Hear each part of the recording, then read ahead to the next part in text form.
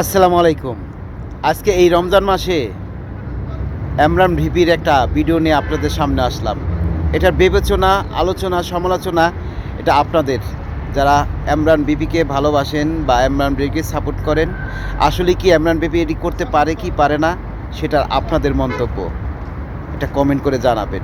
আপনারা বাসায় আসছেন কেন? আপনারা বাসায় আসছেন কেন? কেন আসছেন?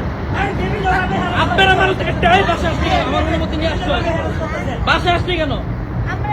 এটা কি তোর জামাইয়ের বাসা?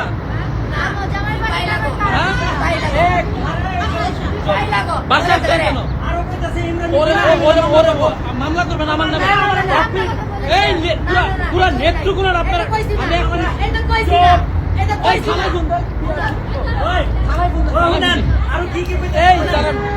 যাই হোক, এটার মন্তব্য কমেন্টের আপনারা বিবেচনা করবেন তার কি, আর সে কি আসলে অপরাধী না অপরাধী না, এটা আপনাদের মন্তব্য। ধন্যবাদ সবাইকে।